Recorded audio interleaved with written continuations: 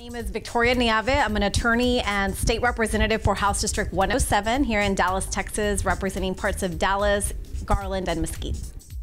I grew up in a low-income neighborhood here in Dallas, and in high school commuted to an all-girls school in North Dallas. And the school that I went to was surrounded by mansions, and what that did is just opened up my eyes to the wealth gap in our city, and really the importance of education and making sure that we invest in our public schools. But one of the reasons I decided to run is because I got mad. I got mad about a lot of the legislation that I would see come out from the Texas House. I was mad that our representative that was in office wasn't representing the interest of our community. I was, supporting the payday lenders and passing legislation that benefited them rather than our community. And so, I knew that I had, as an attorney, as an advocate, as a fighter, I wanted to use the skills that I had to be able to fight for our community. And so we did, in a race that folks thought we couldn't win. We worked really hard, knocked on a lot of doors, and was fortunate enough to earn the votes of our community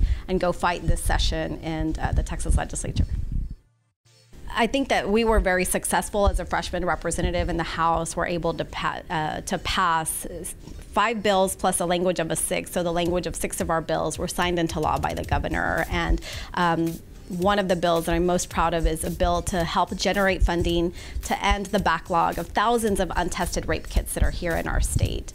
And so right now there are a lot of women don't even report that they're a victim of a crime, a victim of a sexual assault. So when they actually get to the point of reporting that they're a victim, and then going through what's an invasive 4 to 6 hour sexual assault exam, and to just have that evidence sitting there untested for many years. Sometimes there was actually a story that came out recently that there are some kits sitting there so long that they're growing mold on them. That is absolutely unacceptable. And in the meantime, cost is often cited as a reason for not testing these kits. So our bill helps generate funding for that by asking our fellow Texans to contribute $1 whenever they go, or any amount that they would like whenever they go apply for or renew their driver's license, commercial ID, or their personal ID, and also whenever they get their motor vehicle registration. So our legislation is expected to generate $1 million per year, according to the Legislative Budget Board. So I'm very hopeful, and that was signed in, those bills were signed into law. So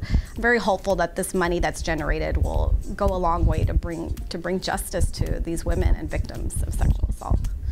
There are lots of the representatives and senators who have Twitter, for example. We're contacted on Twitter. We got ideas for legislation through social media commentary, or people writing back to us through there. And so it's really important. And also it's important to reach out to your representatives to let them know what issues are important to you. Anytime that we had a constituent reach out to us about a certain issue, we made note of it. I enjoyed the visiting with our constituents who made the trip all the way down to Austin when we were in session, or called our office or came by our office. And so for us, I as a representative definitely want to hear and are actively seeking and calling folks to get information. But yeah, it's important. Our representatives need to hear from us and need to know what issues are important to us, because it matters.